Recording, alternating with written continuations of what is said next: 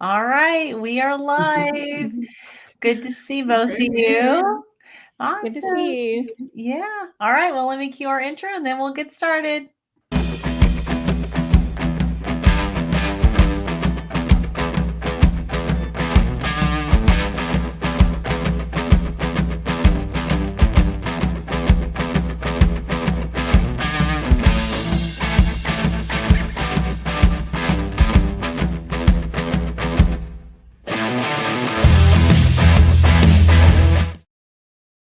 All right.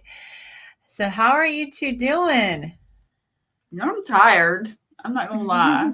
My brother and I went to see Five Finger Death Punch and Marilyn Manson last Oh night. gosh.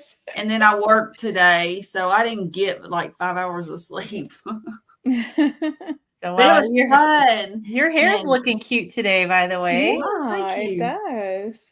Thank you. So, And I didn't do a thing to it. Isn't that funny? It's like when I don't try is when it looks the best. So I ought to just leave it alone. That's when I get the most compliments on my hair is when I wear it like I just literally spray it with water and go, and everybody's like, "Your hair's so cute." I'm like, okay, thanks. maybe I should do that more often. Wasting time when we put in the effort, huh? Yeah, it's almost as if it was meant for you, right? Yeah, seriously. I mean, I always like my hair, I just let it dry from naturally. And it's always just, to me, it seems like it's too frizzy because it's naturally curly. And it's like, ugh. But you know what? Other people like the don't notice any difference. It's I just, think it looks fluffy and pretty. oh, well, So thank you. It does I look mean, a lot I better. don't see. I have as a former curl or as a fellow curly girl. Yeah, I can appreciate feeling like you're frizzy, but I don't see that when I see your hair. Yeah, well, It that's just I looks don't pretty see and frizz either. that's good. so. You know, we're all the hardest on ourselves, right? Yes, exactly. You know me, I'm the queen of that. So true. But that's okay. You know, it's kind of hard to find sometimes that balance between self-reflection and being too hard on ourselves. Yeah, You're right about I would that. rather err on the side of being hard on myself than not be self-aware, you know? Right. So I've always tried to work on that. I Yeah, mean, you know, I've done the exactly. best I could, I guess. Yeah, no, I'm with you. I'm with you.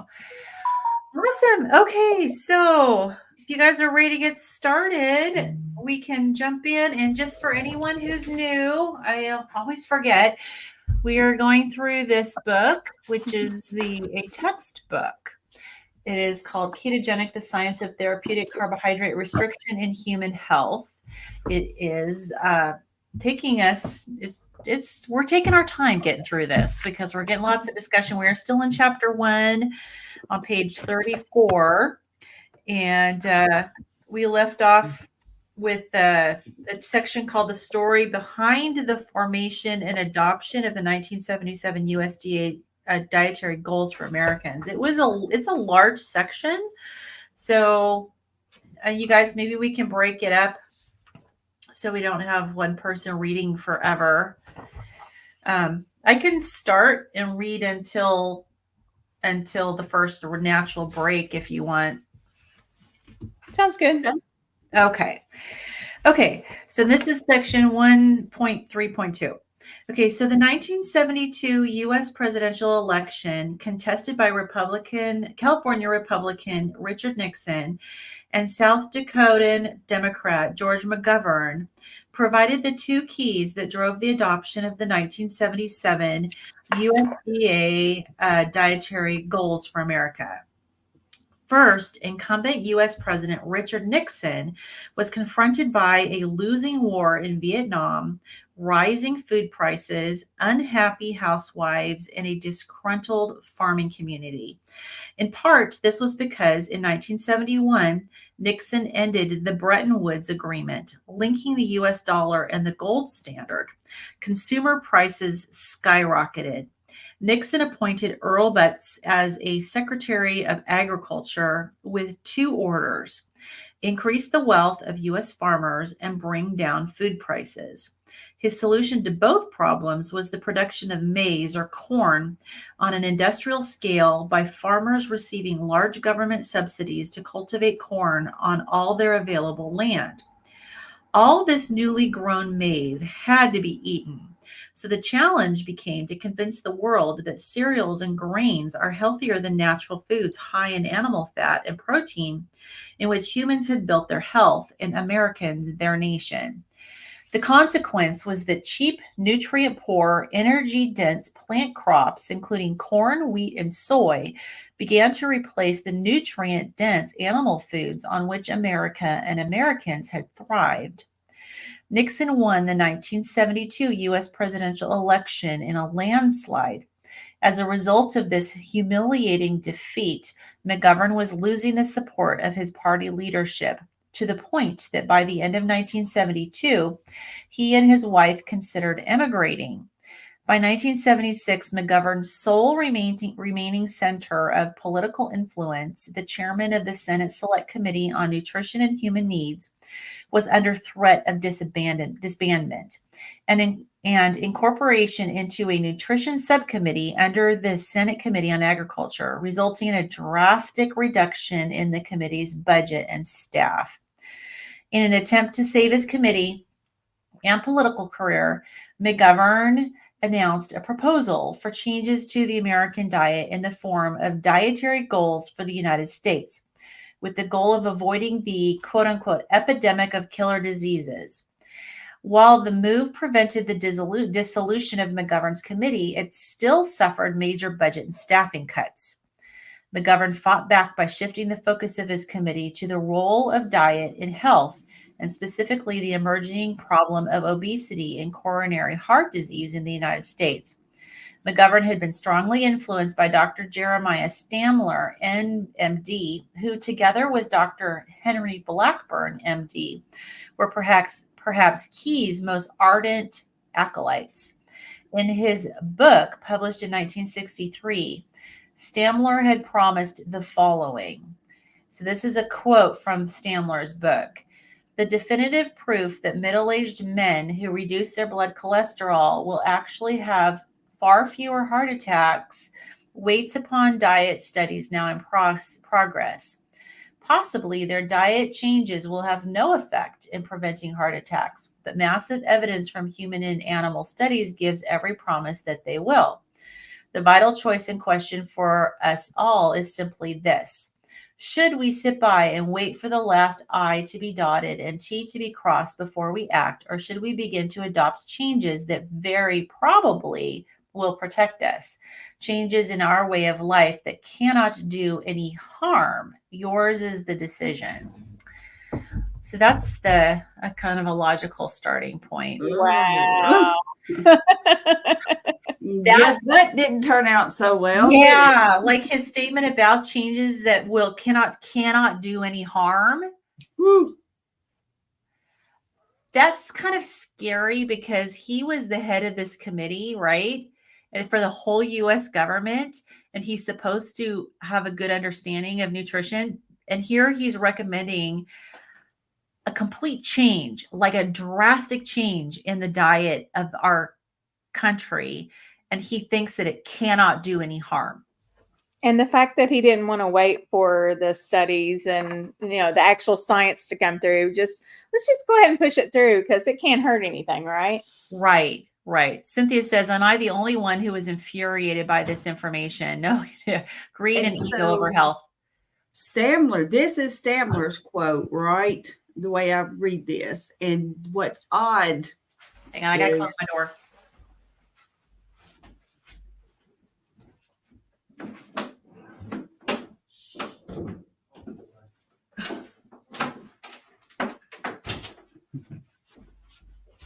Sorry, what's odd in the next room banging drawers open and closed.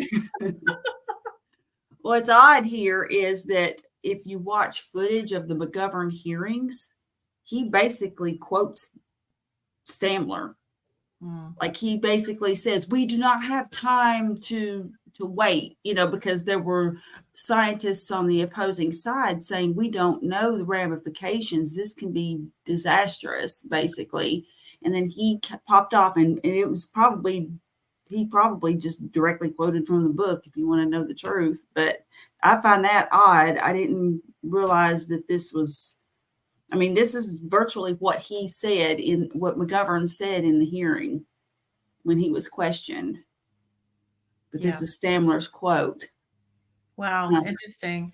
Yeah. Yeah, and he's obviously trying to save himself, right? And his position, because his committee was, going to be disbanded. Mm-hmm. So he saved his committee and his position, and he put the whole population. And even though it's the U.S., it's like, okay, this is just what happened in the U.S., but we all know that so many other countries are watching what we're doing.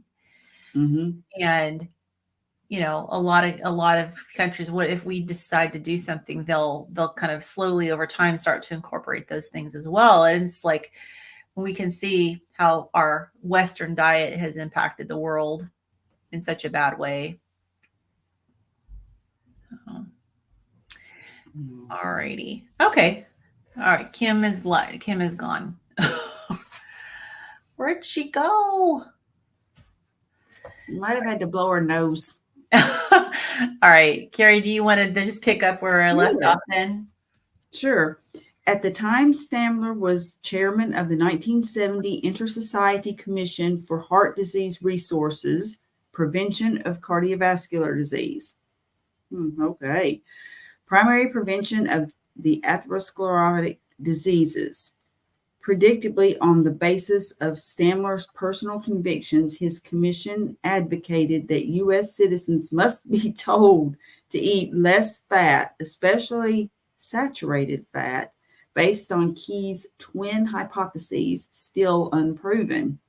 The presumption at the time was clearly that this dietary change would drastically reduce the number of heart attacks and strokes among middle-aged U.S. men, as the fat calories removed from the diet would be replaced by an increased protein intake. That didn't happen though, right? No, it did not, because some other people got their greedy little hands on the guidelines and totally messed that up. Yeah, it ended up being carbs, sugar, instead of protein. Yeah. Interesting that they thought that was what was going to happen, was increased protein, which isn't generally protein as more expensive than the carbs, and here they're subsidizing all of these farmers with these grain crops.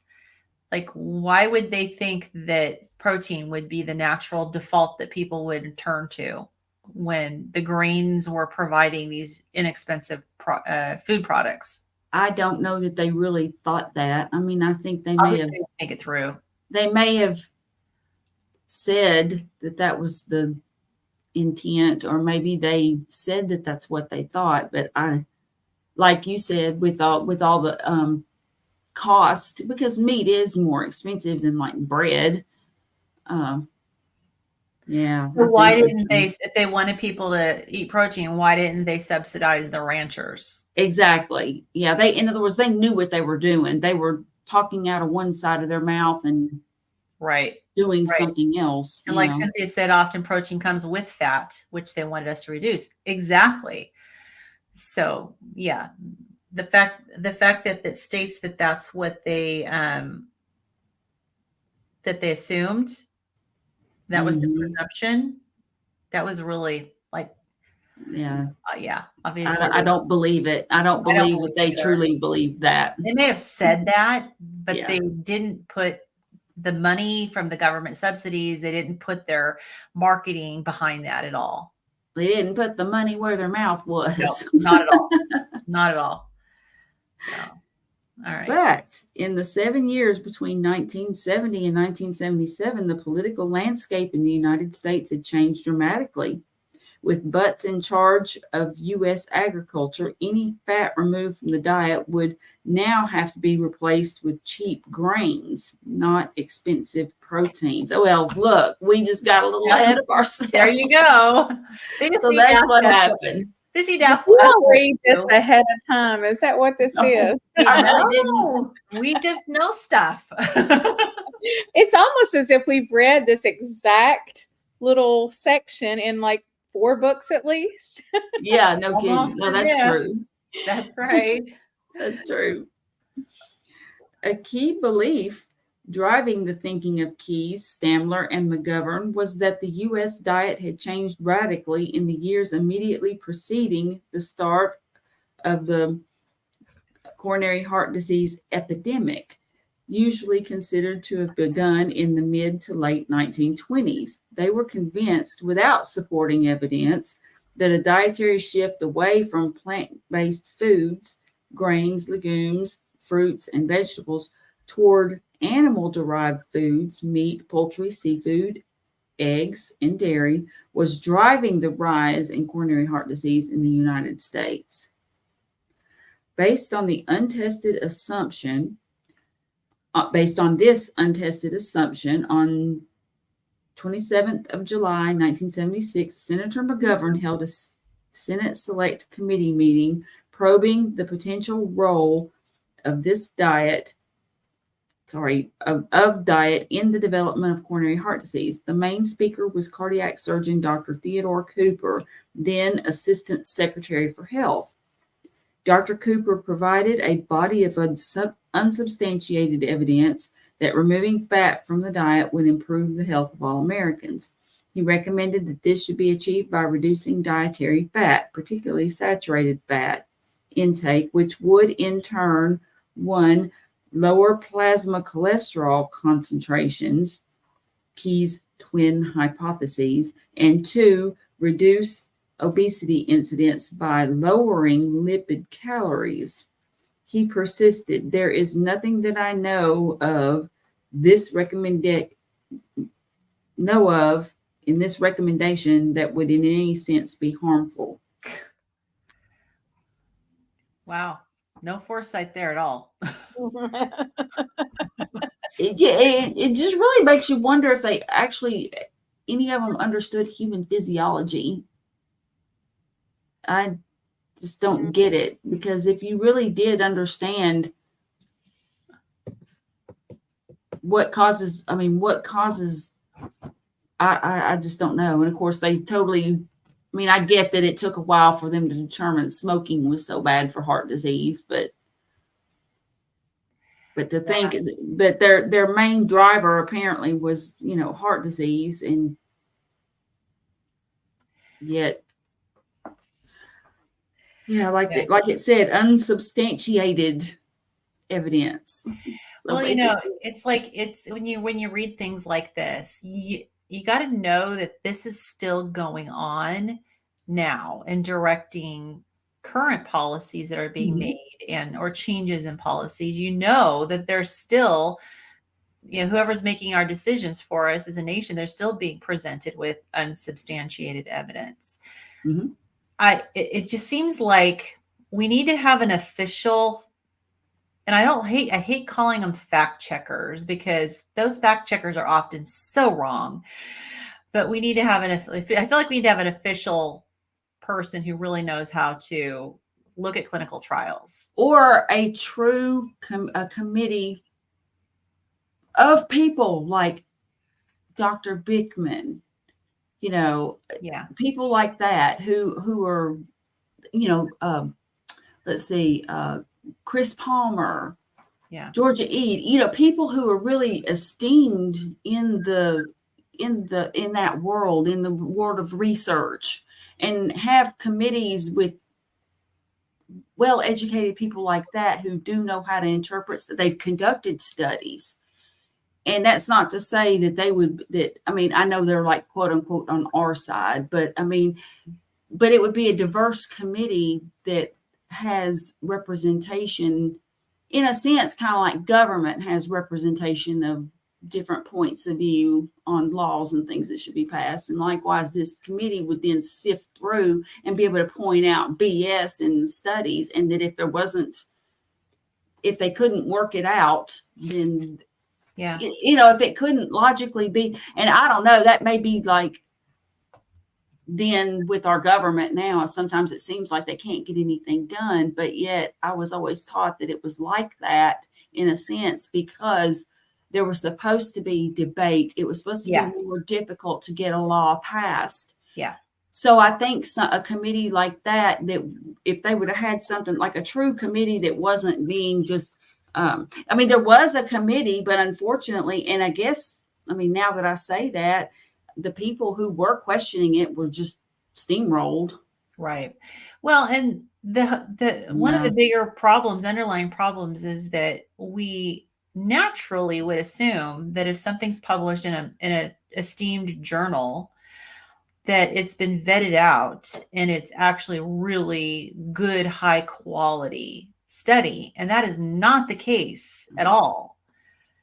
And, I think that our journals, and I'm hoping that people are starting to wake up and see that you can't necessarily rely on just because it's been published in a journal doesn't mean that you don't have to do your due diligence and really check it. But our politicians don't know that.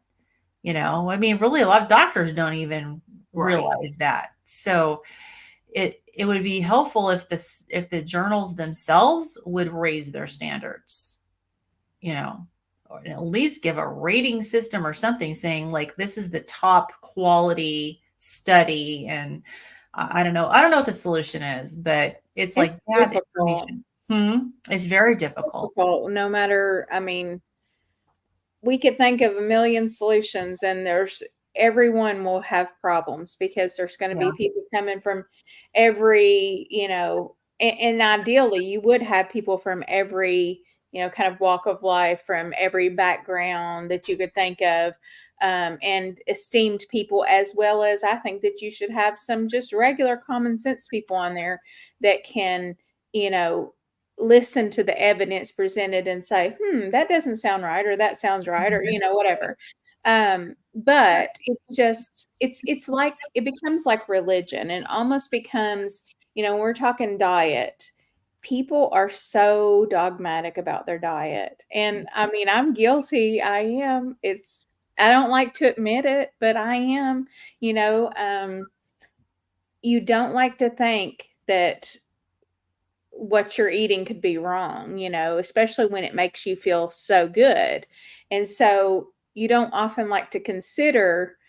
That's why I like to look at, like, okay, there are plenty of, people who are eating a different way who are healthy. What are they doing and what am I doing that have something in common, and try to look at it that way. But I mean, it's just, wow, it's just there's so much information to begin with. And then, I mean, can you imagine a committee with vegetarians, vegans, carnivores, regular standard American people on it? It would be, you'd never get anything done. No. Because, one thing that they probably could do, though, at the very least, if they had the cojones to do it, would be to, and I'm not somebody who suggests by any means taxing certain food. I believe in freedom of choice. So if you want to eat a certain thing, if you want to eat sugar or whatever, that is your choice as a free person.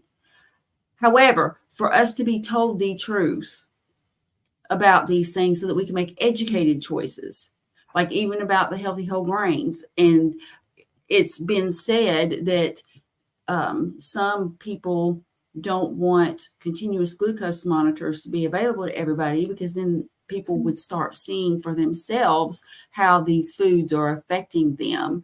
And there might be some truth to that statement, because once people are educated and they know better, then it's like, oh, I'm not eating that stuff. Well, I think we could. Sorry, Carrie, I didn't mean to interrupt. Go ahead. It's okay. I was just going to say, I think we could get a good start if we would start having doctors be more educated in nutrition, because they are supposed to be the purveyors of our healthcare, right? But it's almost like they're missing a link, Or to tie human physiology with food. Because if they did, they would know logically, especially for people who are diabetic, that you don't recommend that they eat all these healthy whole grains and pasta and low fat stuff, because that's going to make your diabetes worse. And then, of course, the problem just, is it depends on the type of nutrition that they're educated in. There yeah, again, I was just thinking of that, and I'm like, well, they could be educated in nutrition all they wanted, but if it was just the same old propaganda instead of like actual, legit stuff. And I'm not just saying low carb. I don't think everybody has to be low carb, right. but for somebody who's metabolically unhealthy, it certainly is good for me. Yeah, I mean, the whole point is of those of us who are low carb, carnivore, keto, or whatever, is it needs to be on the list of legitimate options for people. And doctors will just throw it out the window and not even consider that this might be an actual legitimate option for people. And even if they don't feel comfortable telling people, okay, you need to do this for the rest of your life, they should still have we need to have enough science and enough testimonies all over the world about it so that they can feel comfortable saying, hey, why don't you try this, give this a try and see how you feel. And then they can jump in and they can monitor their blood work and they can look at all of the things that will make them feel comfortable knowing that, okay, this patient's doing okay on this diet, they're safe. And I think it would work so much better. So that's just something that we need to work towards, is getting it listed as at least legitimate. Yeah. And my brother he had blood work done. There is hope. I really do believe there is hope. He had blood work done and was just sharing with me that there was something that had come back. And he doesn't pay attention like I do as to like the detail of the labs, like if it's LDL, HDL, or whatever, but that something had come back high and they said, oh, that's not something to worry about. That's just because you're on a low carb diet. And I'm like, that. Wow. I mean, he's not seeing a, what you would call a specific low carb doctor or a functional practitioner or anything like that. So I'm still seeing little niggles here and there of things that can give us hope. Nice. That's really encouraging for sure. That's good to know. And I think that as doctors and even nurses, we could share people's lab results with them a little bit better, because often we will do labs, and if it's in the inpatient setting especially, we might not say anything at all about it. Now and that includes if there's abnormals, but especially in the outpatient setting, I feel like your doctor should really explain a little better your abnormals and what could possibly be causing them, and have more of a sit down thing rather than just call you and say, oh, everything is normal, or whatever it's just, or just mailing you a copy. It just seems like we could provide a little bit more education, like just from a nurse perspective. That's something I see. Yeah. And I saw that too. And in the inpatient setting, it really, isn't a lot of consistency. It goes from nurse to nurse. I noticed, because like, say, for example, there is an abnormal lab value. Often it will trigger a change in treatment. And so you may be coming and giving, medications to your patient. And if the nurse just doles out the medication, doesn't educate on the medications as they're going, then they're going to miss the opportunity to say, okay, the doctor added this medication. The reason is because there was a change in this particular lab value. So you have, each of us nurses have an opportunity to provide that education, but not everybody does. And, it may not be the doctor that tells them, okay, I'm going to change up your treatment a little bit to help correct this lab value, but the nurse should be doing it, at least when they're passing out meds. Yeah, they should be. Yeah, but they're not. A lot of them don't. So I always did. Every time I passed meds, I always took the time to tell everybody, as I'm unpackaging them and everything, I would tell each patient what I was giving them and why. But yeah, I usually tell them what their meds are, and then usually they're familiar with them because they're the meds that they take every day. If there's anything new, we always go over it. But I don't know. It's just like whenever I have a patient who has labs drawn, especially if it's beyond the routine daily stuff. And even if the routine daily stuff has abnormals, I'll tell them, okay, your, potassium was a little low. We're going to be giving you some runs, or we're going to be giving you some oral potassium or whatever. And, usually they don't ask beyond that, but I don't know. I just feel like a lot of times that's a missed opportunity for us to discuss. It is. Lab value. I agree. It's not necessarily, I mean, I know that I've worked for a few different hospitals, and, it's usually mentioned in the nurse orientation. I found, and when it comes to recommending, don't forget, make sure you educate patients on their medications and stuff. But beyond that, I've never really had a lot of emphasis, like once you get in the job and you're working. And I don't recall seeing, at nurse, meetings and little huddles, them reminding us to do that. It's just presumed that we're doing it. Yeah. Yeah. So, okay. Do you mind? I'm going to quickly open my window. I've got today's my day of interruptions. I had my dog scratching on my door a minute ago because he's upset because my husband's outside in the backyard and my room is stuffy. So it's like, okay, sorry about that, guys. All right. So Cooper also warned of the role of carbohydrates in the causation of obesity. This was then common knowledge. But it is true that the consumption of high carbohydrate sources with the induction of obesity constitutes a very serious public health problem in the underprivileged and economically disadvantaged. He also acknowledged that personally he was carbohydrate intolerant or insulin resistant due to his type 4 hyperlipidemia, which is essentially carbohydrate sensitive hypertriglyceridemia. Okay, I was wondering what that was. He understood that carbohydrates pose a greater risk to his own health than did dietary cholesterol and perhaps dietary fat. I am classified type 4. As a type 4, my lipid levels are much more subject to elevation if I consume large amounts of carbohydrate or alcohol. I have no real problem in consuming a reasonable amount of cholesterol. Critically, Dr. Cooper failed to consider the repercussions of his dietary recommendations should a majority of Americans be insulin resistant like him. Now that's interesting. I don't think I ever heard that part when this was talked about. Yeah, I didn't. No, I didn't either. Wow. So, which is weird because here he was having these personal health issues, or considered issues, and seemed to understand that the carbohydrates were the problem.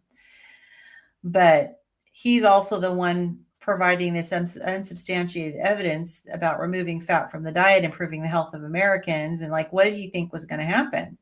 And what did he think people were going to eat if they're not eating fat and they're not eating carbs? I mean, what? Right. And like Cynthia said, if you're not going to, you don't really lower your fat often without lowering your protein intake. Oh, yeah. So, yeah, I mean, then that leaves carbs left for people. And he himself seemed to know the impact of the carbs on his own health. It seems like I don't understand these people. I really don't. I mean, it's frustrating because you think, okay, everybody's different. We always say that, oh, everybody's body's different. And yeah, but no, Right. I mean, we all have the same type of biochemistry going on in our body. I don't know what this is, but because it's me leading emphasis. Dude. Emphasis. Yeah. So I don't know. I don't really understand. I have to plug my computer in. When I hear everybody's different, I think my mind automatically goes to everybody has their own individual set of things that are off and imbalanced in their bodies. Yes. Not that our bodies are supposed to work differently when we're working optimally. It's just everyone is different in that your problem may be different than my problem. your underlying imbalance is different than mine. Mhm. And then if we start from a baby, everybody's not so different. Right. But, well, that also depends on the health of the mother and how what the baby gets exposed to in utero. So you have to start back even further. I mean, there are a lot of factors to consider, but I think basic good nutrition from the perspective of proper human diet, Mhm. lower carb, higher protein, higher fat, at least moderate fat, but emphasis on lower carb and low sugar and going along with that. I think that that diet would do well for anyone, unless they are that little percentage of the population that would definitely know from birth if they had some sort of disease of processing of proteins, or I don't know. I can't even remember what it's called, but I know what you're talking like a about. genetic variation. yeah. Mhm. Yeah. Because that is a legitimate thing, is people do have. But it's very, very, very, very rare. And you would have been to see, like Dr. Berry always says, you would have been to see like a geneticist from an infant. You would be probably very sick as a child. Well, and that's why it's really important to get the education out there, especially to young parents, and so that they can start their kids off in a healthy way. And how would all of us be if we had got nothing but good nutrition from the beginning? I mean, now we're trying to make up for a lack of bad nutrition and lifelong poor eating habits. And it takes a lot of time and effort to correct those things. Looking back, I feel like I always say I've always eaten awful, but I don't really, that's not really true, because my mother didn't buy a lot of sweet foods and stuff. She I didn't buy a didn't lot of either. sodas. She didn't buy a lot of, processed stuff. It was mostly, I mean, we ate a lot of canned green beans, canned corn, stuff that was quick and easy, but it would be, spaghetti, homemade spaghetti, it would be, chili homemade, tacos homemade, things like that, that maybe weren't the best thing that I could eat right now. But like, as somebody who is metabolically healthy, I don't think, I mean, I was tiny, and I seemed to be pretty healthy all growing up until I hit about 19. And then, yeah. Well, it takes time for the effects of your childhood nutrition sometimes to catch up. And if it's not blatant like that, and like for me, it wasn't blatant either, as far as like my sweets and stuff. Our home wasn't full of sweets and garbage food. My mom did like to bake, but I'd get 2 cookies maybe once or a week or whatever. But with my upbringing, it was all the bad seed oils. It was the margarines and the Crisco, and we did use margarine. the quality of the food was not good. It was, I mean, we were living off of a really tight budget too. So We were too. Yeah. And I think that's part of it, because the margarine and stuff was cheaper than butter. I don't think my mother was intentional, because she didn't worry about like whether she was getting fat or not. I mean, that wasn't something that was talked about in our house, because it wasn't an issue, but money was an issue. And so there would be the generic store brands or just whatever. And we didn't buy sodas. We didn't have junk food and stuff available. Like, I had friends whose parents would get like a pallet of knee-high drinks when they went to the grocery store. We didn't have anything like that. Pallet.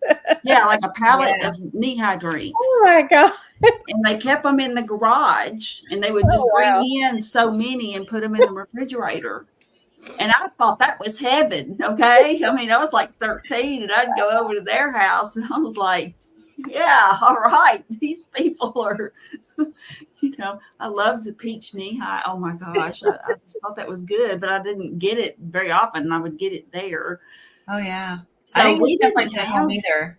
Yeah, we just did not have junk, but my mother refused to buy what she would call kid cereals and sugary cereals.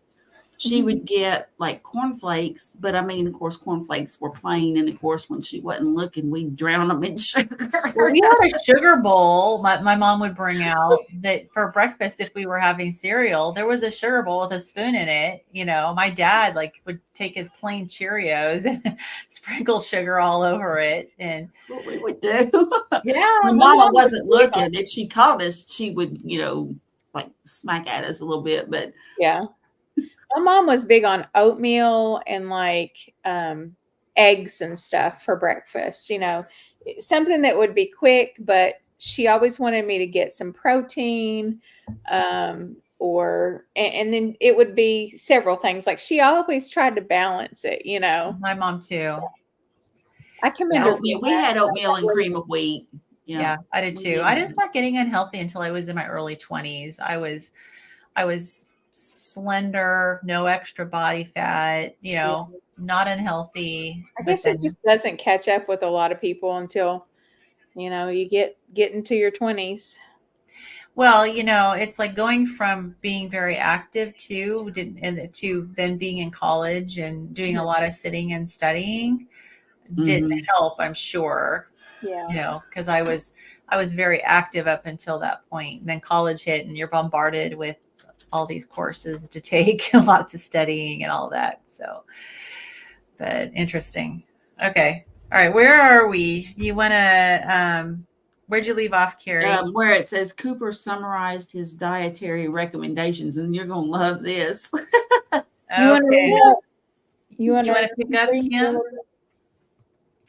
I was going to have her read that, but I guess does that go with the next? It's hard to tell. It is hard to tell. I'll read this part, and then you can start in the next paragraph. Okay.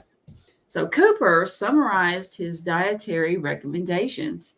I think in order to have an effective reduction of weight, we have to focus on reducing fat intake.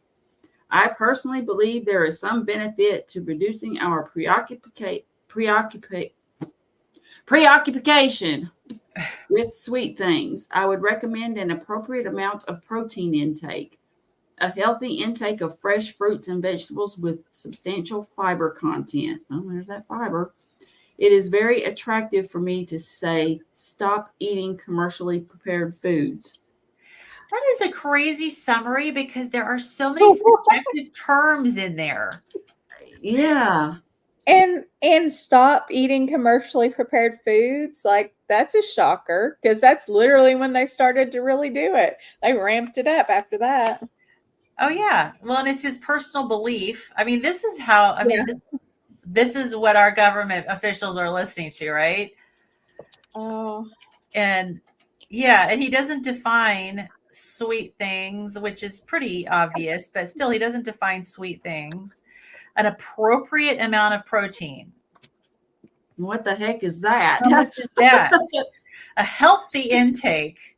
These are the words that he's using. Crazy. Okay, so interestingly, Cooper also confirmed the adage, you can't outrun a bad diet. Exercise, unless you're into quite heavy labor, where your total energy expenditure is in the several thousands of calories, like tree chopping or lumber workers, is really not the main determinant of weight loss. A year later, on 11th January 1977, Senator McGovern announced the outcome of his committee's deliberations, the publication of the Dietary Goals of the United States.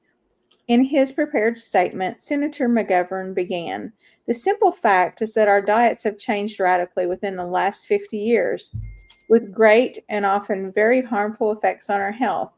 These dietary changes represent as great a threat to public health as smoking. Too much fat, too much sugar or salt can be and are linked directly to heart disease, cancer, obesity, and stroke, among other killer diseases. In all, 6 of the 10 leading causes of death in the United States have been linked to our diet. Those of us within government have an obligation to acknowledge this. The public wants some guidance, wants to know the truth, and hopefully today we can lay the cornerstone for building of better health of all Americans through better nutrition. Last year, every man, woman, and child in the United States consumed 125 pounds of fat and 100 pounds of sugar. As you can see from our displays, that's a formidable quantity of fat and sugar. The consumption of soft drinks has more than doubled since 1960, displacing milk as second most consumed beverage. In 1975, we drank on the average of 295 12-ounce cans of soda. In the early 1900s, almost 40% of our caloric intake came from fruit, vegetable, and grain products. Today, a little more than 20% of calories comes from these sources. McGovern indicated that his committee should set forth the necessary plan of action. Number 1, 6 basic goals are set for changes in our national diet. Number 2, simple buying guides are recommended to help consumers attain these goals. And number 3, recommendations are also made for action within government and industry to better maximize nutritional health. The 6 specific 1977 USDA DGA goals were those described earlier. Interesting that can you imagine if he said fat and sugar, Can you imagine if they just decided to focus on sugar, like actually take a scientific approach. And instead of recommending that you cut back or eliminate both of them, pick sugar. I think, I think part of what they were seeing was that there was such a significant increase in sugar. And if you're eating that much sugar, if you eat fat with it, you eat high fat and high sugar, that's really bad. Mm-hmm. It's really bad to eat sugar, and it's really bad to eat fat and sugar together. So then I think they determined, oh, well, eating fat must be bad too then, Yeah, but I mean, if they had just they decided to recommend reducing, even if they picked fat first, if they had said, okay, I want everybody to reduce your fat and don't change anything else, they probably would have seen that people didn't get better. And they may have seen even that people felt worse. And, hopefully that would have changed, but they did the very unscientific thing and recommended a reduction in both. And so then. And it's almost as if they did it and they just didn't look back, Right. Like literally. Yeah, there was no, let's reevaluate in 2 years or anything, or 5 years even. I guess there was some sort of reevaluation during the 80s, and that's when the whole, instead of the food pyramid, it changed to the My Plate. I remember very distinctly when I was in elementary school that happening. But it's like, it still feels like it was kind of a lot of the same. It was just on a plate instead of in a pyramid. I would have to hold them up side by side to see what they actually changed, because I remember thinking, even as a child, that looks pretty much the same. Mm-hmm. Yeah. Interesting. All right. So let's see. I'll take the next. Well, the next section is really small. So 1.3.3 is the people behind the 1977 USDA dietary goals for America. So the 1977 USDA DGA were compiled by a vegetarian, Nick Motern, who had no formal training in nutrition science, assisted by a committee of quote unquote lawyers and ex-journalists. We are totally naive, said the staff director, Marshall Matz, a bunch of kids who just thought, hell, we would say something on this subject before we go out of business. Motern and the committee identified the 6 dietary goals that have fashioned the nutrition debate ever since. These remain the basis for the dietary advice provided by traditionally trained dietitians and doctors, regardless of where they trained. I remember, didn't Nina Teicholz talk about this in her book, in Him? Yeah, Nina did, and so did Tom McNaughton in Fathead. Mm-hmm. And that video also it's a documentary, and it also has McGovern hearing footage in it too. Yeah, and I remember Nina's book when she talked about Nick Moturn, she described him kind of similar, that he was kind of a young guy that didn't have any training, and then didn't he end up becoming like the expert that they all listened to? And he kind of got this really like esteemed position as far as the way they viewed him. I remember a whole section where she talked about this guy, where he went from nothing and a nobody to their go-to person. All the names run together. There were so many names, particularly in Nina's book, that it was just overwhelming to me. Yeah, but I do specifically remember him in talking about this kid with no credentials suddenly calling the shots when it comes to the nutrition for the whole country. Yeah. Wow. So, all right. Well, that was a small section. Do you want me to read a little bit of the next section too? Yeah.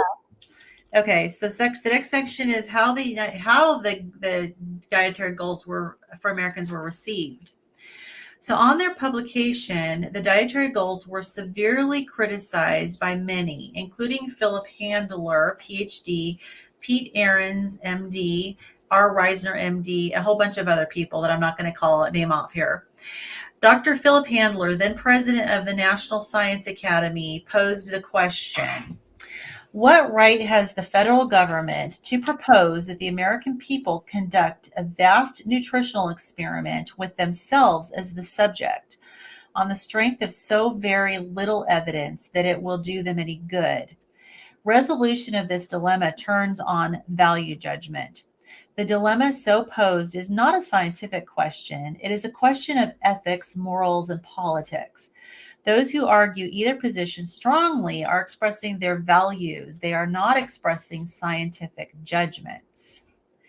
Dr. E.H. Peter Ahrens, known for his original work, including describing the production of hypertriglyceridemia by the ingestion of either carbohydrates or fats, noted, a trial of the low-fat diet recommended by the McGovern Committee and the American Heart Association has never been carried out.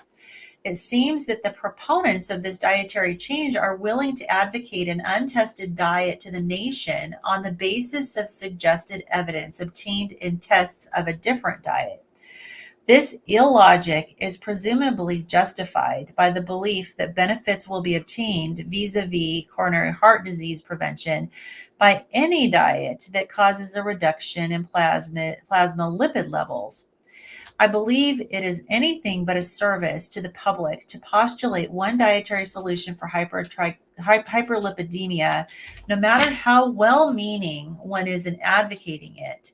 Let us address the unanswered questions and demand the means to solve them quickly. So his criticisms covered 4 subjects.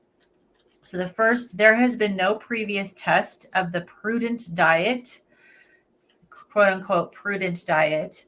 Secondly, the prudent diet will have only a small effect on plasma lipid concentrations. Third, any one diet produces different results in different people. And lastly, crucial questions remain to be resolved. They relate specifically to the nature of the dietary fats that should be prescribed and very differential effects on the blood lipoproteins, chylomicrons, HLDL, HDL, and LDL cholesterol. So he sounded like he was more on the right track, this guy. Aren't these the guys that end up getting kind of like run off? Yeah, because didn't he do some study on like indigenous populations, and I think he did some study on the Inuit. He was from Vanderbilt. And we talked about him, I believe, in Nina's book, and I think he was also mentioned earlier here. Yeah, he was one of the voices trying to, bring some reason to the discussion, and they didn't want. Oh, and hello, he was a director of the Framingham Diet Heart Study too. Oh, boy, yeah, there was that. Yeah, that whole thing. Yeah. Okay, well, a little section left here. So George V. Mann, MD, who had resigned as director of the Framingham Diet Heart Study when he realized that politics had trumped science, complained that the level of fat in the diet has not been related causally to any disease, and in particular, not to either obesity or to cancer. Those who contend this are adventurists. The amount of saturated fat in the diet has not been shown causal for any disease. The release of this document is a nutritional debacle. Well, he was right on the money. Yeah, he was right on the money. Mann's skepticism arose following his discovery that the dietary findings in the Framingham Diet Heart Study had been hidden when it became apparent that those with established coronary heart disease did not eat any more fat or saturated fat than did those free of coronary heart disease in the same Framingham population. And then it says the commissions of, and it lists like 8 different people, doctors, concurred with these criticisms. So we had people trying to be a voice of reason. So they started with, I guess he's saying they started with a bunch of people, like the study had a bunch of people with coronary heart disease, and they didn't even look at the baseline of these people, that the diets, that there was no difference even from the get-go from people who ate higher amounts of fat versus people who ate lower amounts of fat. And of course, also from that same study, they determined that the cholesterol levels had nothing to do with their coronary heart disease either, or atherosclerosis. Right. Of course, it didn't change anything. Yep. So, all right. You want to go one more little section here? Yeah. All right, Carrie, you're up. I'm up to bat. Okay. 1.3.5, the second edition of the USDA Dietary Goals for Americans. Oh boy, as if the first one wasn't enough, we're going to have a second. 1.3.5.1, cautionary statements.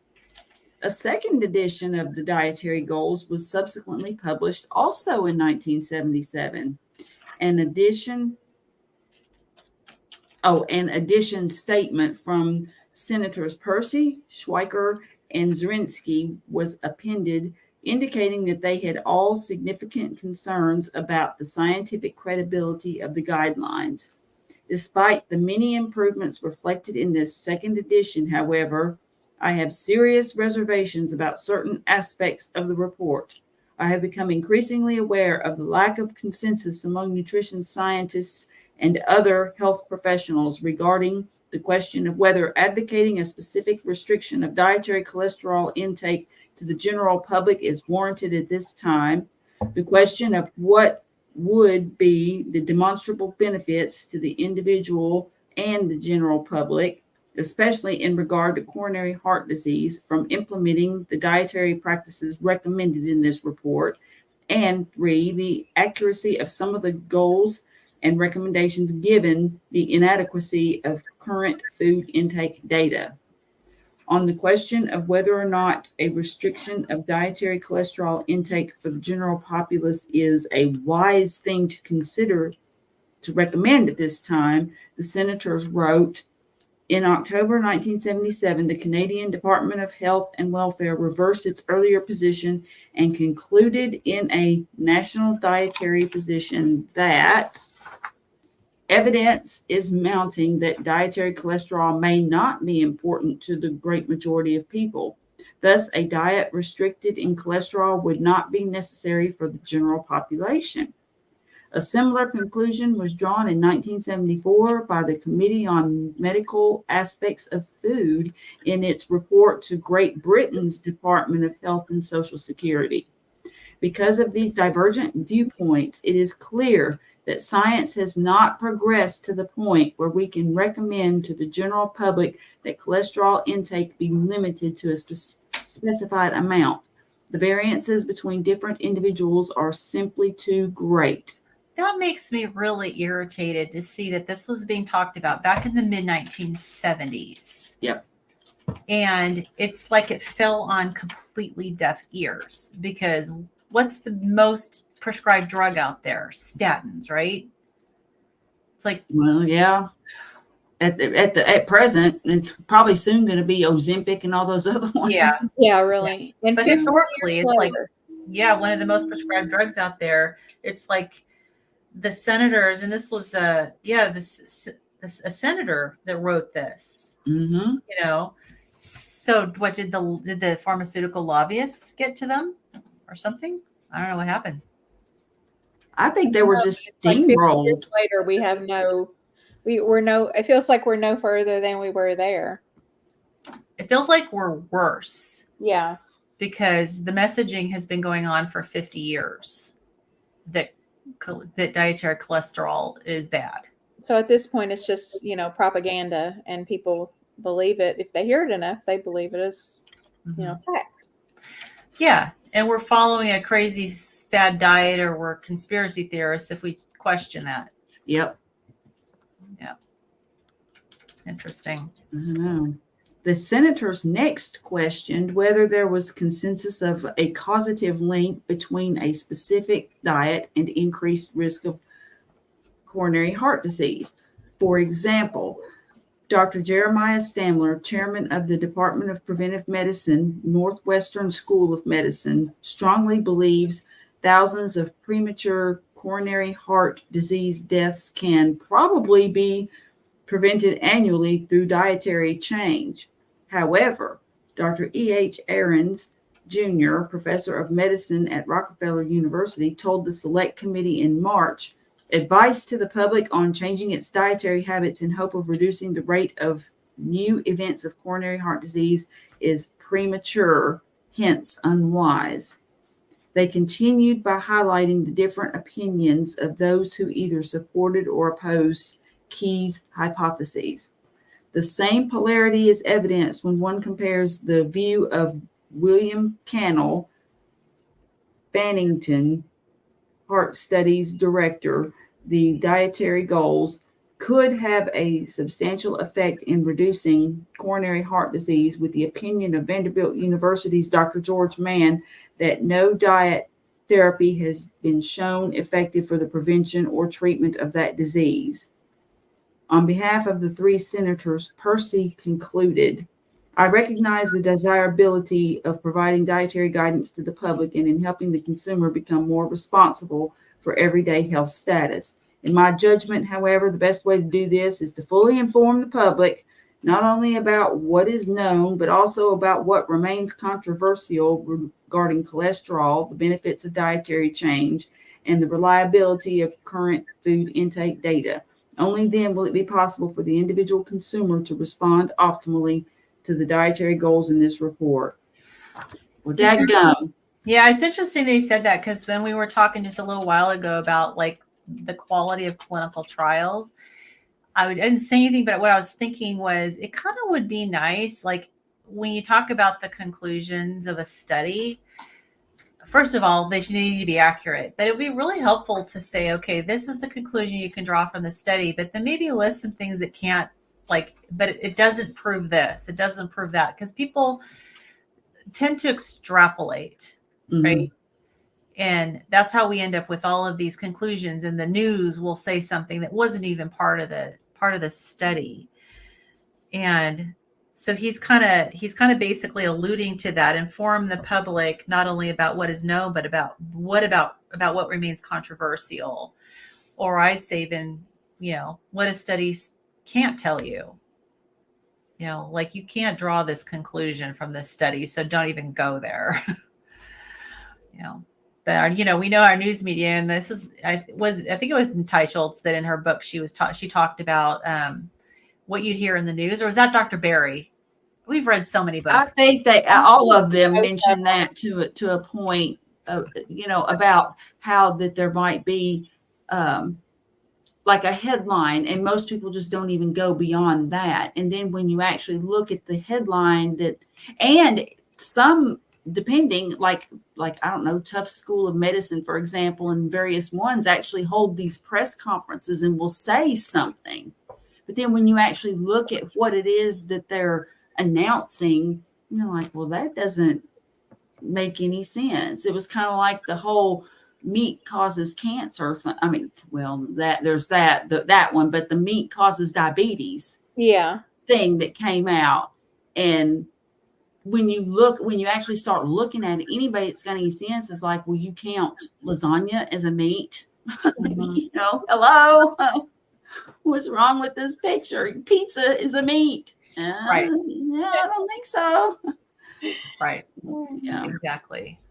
But I mean, granted, most people don't eat meat the way that we eat it, but still, that's ridiculous. Well, there's enough of us now out there that we could definitely be considered a control group or a study group, Mm-hmm. Yeah, but what I mean is they can't really classify. I mean, most people don't just eat the meat by itself. You know what I'm saying? So right. Yeah. Well, but what they could do though is, for example, like if they talked about a serving of meat, it could be more something along the lines of, a steak versus, I mean, like lasagna and stuff like that would just be pasta. Or I don't even know that you would even count that because it's got so many ingredients. If you pulled the amount of meat that's actually in lasagna, I would think it would be very little. Unless you're eating, my lasagna, which I used to just use like a lot of meat because I like the meat. But I think that most lasagnas are pretty sparse when it comes to meat. And the sauces contain a lot of sugar. Mm-hmm. So unless you make your sauce from scratch and you're not adding a bunch of sugar to it, a lot of people, those ones that you get at the store, I'm sure they're packed with sugar. And then not to mention the noodles, which is basically what it is. Yeah. Yeah. Full of carbs. So, all righty. All right. Let's do the one more section and then we can call it quits there. You want to grab that last one, Kim? Material changes. The second edition of the Dietary Goals also included some significant modifications of the original guidelines. Some suggest that the cattle industry in McGovern's home state of South Dakota was particularly unimpressed with his committee's recommendations. So the second edition no longer advised consumers to eat less meat. Instead, consumers were advised to reduce their intake of animal fat and choose meats, poultry, and fish, which will reduce saturated fat intake.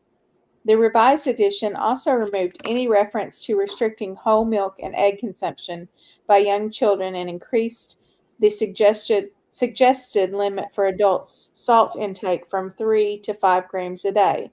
This excluded non-discretionary salt in processed foods. As a result, the limit on salt intake was effectively increased to 8 grams a day. Perhaps under pressure from the fast food industry, the second edition also included the suggestion that on the whole, quick foods are a nutritious addition to a balanced diet. Quick foods. That's funny. That's interesting. So this is when they started really pushing like boneless, skinless chicken breasts, which are so dry and boring. In between McDonald's trips, though. Right. Of course, because the quick foods are part of the balanced diet, right? Yeah. So, if you're already having a balanced diet, you can include some of those. Yeah. We'll call that 80-20. Yeah, there we go. But 8 grams of sugar, salt. Sorry, that's a lot of salt. Is that just too salt? Yeah, 8 grams. Yeah, I corrected it. 8 grams of salt. That's a lot of salt. Huh. Yeah, it really is. I mean, one of those element packs is 1,000, and people just balk when I drink 1 gram. Yeah, that's 1 gram. Yeah. 8 grams is a lot of salt, but but if you're going to be recommending processed quick foods as part of a balanced diet, you got to make an allowance, right? Because they usually contain a ton of sodium. Oh, yeah, all right. They contain a lot of everything. Yeah, that's true. That's true. What you want? It's in there. Yeah. Now who's paying us for this? Oh yeah, let's go ahead and That's right. We're going to recommend based on whoever's, footing the bill and giving us money. So, all right. Okay. Well, that's a good place to stop. Yeah, that's a good discussion and some very eye-opening things that I did not know. Yeah, I mean, all the politics behind it is really interesting for sure. And to see, obviously there were different people involved in the argument, but we can see like who won the argument. Mm-hmm. And it did not help us in the long run for sure. So, all righty. So we'll pick up next week. And Kim, are you off work next Thursday? Yeah. Yeah. Okay. Right. Cool. Good. So we'll pick up next Thursday. I wanted to show you guys one thing before we leave. So I mean, I know I showed you the first book, and I got my copy of our second book. Oh, look! Cool. Yeah, it's called Sugar QB, the Sugar Monster, and Superhuman Power Foods for Humanity. Oh, cute. Yeah, so it's really cute. So that's available, and Amy has not. She's going to present it to Dr. Barry. She's going to see him, I think, a week from Saturday at a conference. Yep, I'm going to that one. That's the one I was talking about. Yeah. And it's sold out, y'all. Oh, and so you'll be there. Yeah, I will be there. Okay. I'll be there at the dinner. Wow. I'll be there at the dinner with the speakers on Friday night. My brother and I are going. Okay. And I'll have to tell Amy to find you. Yes, she needs to find me. Yeah, but she's going to be presenting the book to Dr. Barry, and she's going to be recording while she's doing it because he hasn't seen it, and of course, he doesn't listen to us, so he doesn't know that his kids are in it, right? I think he may know that his kids are in it, but he hasn't seen the photos and everything, and I'm not sure what all he knows, but it's going to be cool when he finally takes a look at it. Yeah, that's awesome. Right. Super cute. So, all righty. Well, that is it for this week. Glad you guys came, and hope everybody can catch the replay if you didn't make it. Yep. And any last words from you two? I got nothing. You don't know. I got nothing. I'm going to try to stay up until a decent time so that I don't go to bed too early, so that I don't mess my sleep cycle up even worse than it already is. My sleep cycle. Mine's been pretty bad lately. Yeah, mine too. But from my own fault. I've been staying up really late and then having to get up early because school started back, for my youngest. Yeah. All right. Well, maybe we can all make goals to try to get to sleep earlier. Yes, I definitely have got to do something about my sleep. I've been trying some various things with the sleep hygiene. You read the same, and Dr. Barry talks about them too. And what helped me is I did a Wim Hof breathing, guided breathing video. Yes, and you sent that video to us, and I have not watched it yet. Thank you for the reminder. I'm going to do that tonight. I'm going to do that tonight. Yeah, it definitely helps. I think I was probably asleep within maybe 5 minutes of finishing. Wow. Okay. I'm in. And I've done it more than once. If I stay asleep, I'll even feel better because I really don't think, I do wake up at least once in the night, and then I notice, I need to go to the bathroom. But I don't think I needed to go to the bathroom bad enough that it woke me up. I think it was the fact that somehow when I woke up, then I notice it. And then of course, you can't go back to sleep once you've noticed that. So if I can just keep going, keep sleeping, even for 6 or 7 hours straight, I would be so happy. Yeah. I don't have any problems getting to sleep. I fall asleep very quickly and usually don't have any problems staying asleep. It's getting me upstairs to get in the bed to go to sleep. There's always something else that I can do before I have to go up there. And that's my problem too. Put it off. But I did that for so long that I ended up having trouble going to sleep. When I finally was trying to get to bed earlier, I would just lay there for hours. Yeah. So I've hopefully learned my lesson. I need to actually get to bed earlier, and then I do the Wim Hof breathing and I fall asleep. So, All righty. Well, we will guys. sign off for today. Bye, All right. guys.